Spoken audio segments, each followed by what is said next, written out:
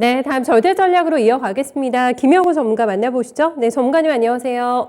네, 안녕하세요. 네, 먼저 오늘자 한마디로 좀 정리해 주세요. 한 주 정리 어떻게 하실까요? 네, 오늘은 일단 우크라이나 사태가 생각보다 장기화 우려감에 지금 휩싸이면서 시장이 어제 올렸던 부분들을 다 지금 차익실현 매물이들이 다 나오고 있는 상황입니다. 자, 오늘 같은 경우 이제 민간인의 대피를 위한 그런 통로 부분에 있어서는 휴전을 한 부분이 있겠지만 여전히 전쟁의 리스크는 시장에 잔존해 있는 걸로 확인이 되고요. 앞으로의 이제 이 전쟁 지속성 여부에 따라서 이 단기적인 시장의 방향성이 결정이 될 전망으로 보이고 있습니다. 네. 네. 역시나 기승전 우크라이나가 되지 않을까 싶고요. 무디스 측에서도 방금 세계 경제에 코로나보다 더 큰 재앙이 될 거라고 이번에 우크라이나 사태에 대해서도 큰 우려감을 반영했습니다. 언제 끝날지 그 누구도 장담할 수가 없는 상황이기 때문에 끌려다닐 수밖에 없는 입장인데요. 아쉽게 말씀해 주신 대로 전강 후약에 또 이번 주 패턴이 나왔습니다. 오늘 장에서도 우크라이나 얘기 빼놓고는 할 수가 없겠습니다. 가장 중심에 서 있었던 것 같은데 체크 포인트 좀 짚어주세요. 네, 우선은 우크라이나 관련주들의 움직임이 여전히 이제 다음 주에도 유효할 것으로 보이고요.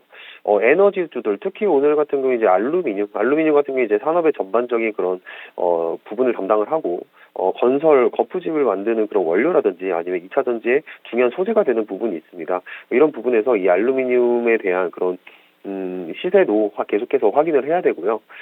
글로벌 원자재 가격들이 다 급등을 하고 있습니다. 근데 이 부분이 단기간에 끝나기는 쉽지 않은 것으로 보이고 있습니다.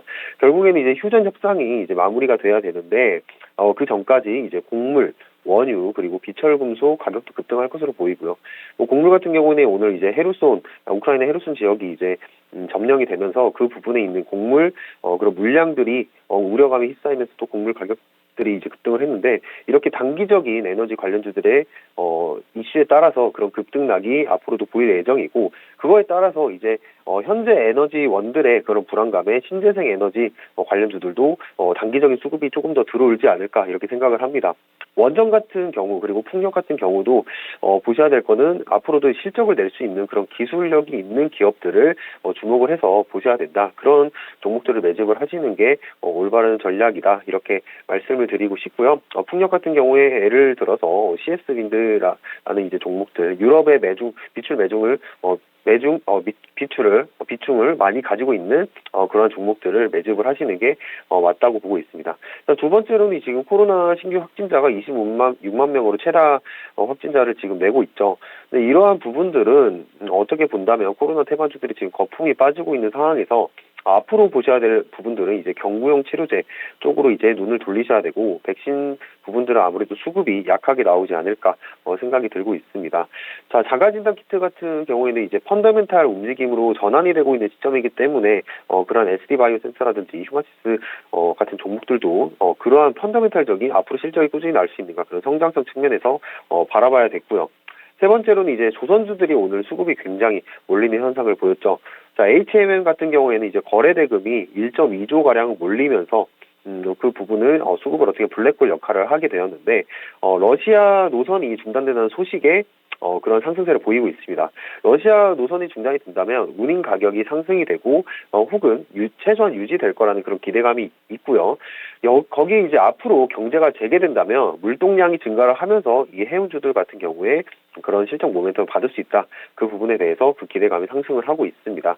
그리고 지금 또 에너지 관련해서는 LNG 선으로 운반을 통한 그 천연가스 물량들이 지금 이동이 돼야 되기 때문에 그런 부분들에서도 우리 한국 기업들이 호황을 전망을 하고 있고요. 지금 이러한 사태, 이슈들이 앞으로 조선주들의 주가 턴어라운드의 그런 시점이 될 수 있기 때문에 이런 조선주들을 또 주목해봐야 될 이유가 되겠습니다. 네. HMM이 오늘 삼성전자보다 거래대금이 정확하게 2배가 나왔네요. 네, 완전히 이쪽으로 거래대금이 쏠리게 되면서 상당히 인상적인 플레이가 진행이 됐고, 우크라이나 관련주들은 너무나 산발적으로 움직임이 있습니다만은 관련해가지고 신재생까지 풍력까지 CS윈드 언급해 주시면서 좀 더 보자라는 부분 전략까지 함께 연결해서 들어봤습니다. 다음 주 스케줄 많던데요. 네, 일정 좀 정리해 주세요. 네, 우선은 당장 오늘이죠. 지금 현재 중국 양해가 진행이 되고 있고, 미국 고용 동향 보고서가 오늘 이제 나올 예정입니다. 자, 중국 양해 같은 경우에는 이제 뭐 한 가지 예를 들자면 지금 출산율의 저하 그리고 인구 고령화에 이제 봉착을 해서 그 중국 같은 경우도 지금 열심히 토론을 하고 있는데 그런 부분들이 바로 이제 지금 시장이 끝났기 때문에 다음 주 월요일에 시세가 나올 수 있는 부분, 중국 양해에 대한 이슈 부분에 있어서 우리나라 증시는 아직까지 국내 중국의 증시를 영향을 받기 때문에 그런 부분들을 테마적으로 잠깐 접근을 해볼 수 있다. 이 정도만 감안을 해두시고요. 그리고 이제 미국 고양 동향 보고서도 앞으로 이제 그 FOMC도 다가오고 있는데 그런 금리 인상이라든지 아니면 경제 회복 가능성의 부분에 촉구를 지금 두고 있는 가장 중요한 지표라고 보시면 되겠고 고용 같은 경우에 이제 고용에 의한 그런 고용에 의해서 일어나는 그런 소비에 의한 인플레이션이 그런 건강한 인플레이션으로 갈 수 있는 그런 길이기 때문에 이런 고용 보고서들도 항상 체크를 중요하게 해 두셔야 되고요. 자, 3월 9일에는 바로 대통령 선거가 있습니다. 만약 이 부분에 대해서 투자를 하셔야 된다면 남은 2거래일밖에 남지 않았지만 그 2거래일 동안은 정리를 하셔야 되는 기간이 될 것이고요. 그 이후부터는 정책적으로 대선 후보 당락에 따라서 그 부분을 정책적으로 드라이브 걸 수 있는 종목들로 종목을 교체를 하시거나 그 부분을 생각을 하셔야 된다. 그래야만 포트를 안전하게 해지할 수 있는 그런 방안으로 생각을 하실 수 있을 것입니다. 자, 그리고 3월 10일에는 이제 선물 옵션 동시 만기일입니다. 자, 이 기간에 따라서 이제 만기일에는 기관과 외인들의 강제 매물들이 나올 수가 있기 때문에 변동성을 강하게 줄 수가 있고요. 특히 최근에 시장이 굉장히 고수적인 트레이딩 그런 부분이었기 때문에 어려운 시장이었습니다. 그렇기 때문에 이날은 특히나 트레이딩을 보수적으로 가실 필요가 있다는 점. 결국에는 이제 주식 시장은 확률적으로 접근을 해야 되기 때문에 굳이 하지 않아야 되는 투자는 보수적으로 대응을 하는 날로 삼고 이렇게 가시면 되겠습니다. 네. 이번 만기일에 변동 꽤 있을 거라고 봐주시는 거죠, 전문가님? 그래서 그날은 매매 조금 자제하자. 네, 이렇게 맞습니다. 강조해 주신 거죠? 네네. 알겠습니다. 편치 않게 또 지나갈 수가 있을 것 같네요. 네, 만기에 대한 대비도 철저하게 해 두셔야 되겠습니다. 다음 주 넘어가서 체크 포인트 같이 봐주세요, 전문가님. 네, 다음 주 이제 체크 포인트로 이제 본다면 우크라이나 사태가 얼마나 가느냐, 지속하느냐에 따라서 우리 시장의 단기적인 방향성이 결정이 될 것이고, 그 당일에 주도 테마를 결정할 수 있는 부분이 바로 우크라이나 사태에 관련된 부분이기 때문에 그 지속성, 그리고 그 안에서 일어나고 있는 그런 사건들, 그리고 주요 미국, 러시아 주요 인사들의 그런 발언들을 주목을 해보면서 그때그때 시장을 대응을 하시는 게 올바른 투자 전략이다. 이렇게 보시면 되겠습니다. 그리고 현재는 지금 주도주 없는 순환매 장세가 이어지고 있기 때문에 그 부분에 있어서 빠른 대응을 감안을 하시고 종목을 들어가시는 거를 추천을 드리겠고 지금 이거와 연결해서 결국에는 리오프닝입니다. 코로나가 지금 확진자가 26만 명이 확진자가 최대가 일어났지만 결국 글로벌 흐름은 리오프닝으로 가고 있을 수밖에 없습니다. 만약에 이 미국과 러시아 사태, 우크라이나 사태가 진정이 된다면 바로 수급이 들어올 수 있는 부분, 바로 리오프닝을 주목을 해봐야 되고요. 간단하게 코멘트를 드리자면 화장품 관련주 같은 경우에는 좀 보수적으로 대응하셔라. 왜냐, 바로 이제 중소형 기업들의 성장세가 다양해지고 있습니다. 성장세가 굉장히 가파라지고 있습니다. 그거에 따라서 이런 상장에 있는 그런 기업들의 실적을 뺏어올 수 있는 그런 흐름으로 이어지고 있기 때문에 그런 부분들에 있어서 리오프닝 관련주 중 화장품은 저는 보수적으로 보고 있는 상황이 있고요. 지금 한한령이 풀리고 있습니다.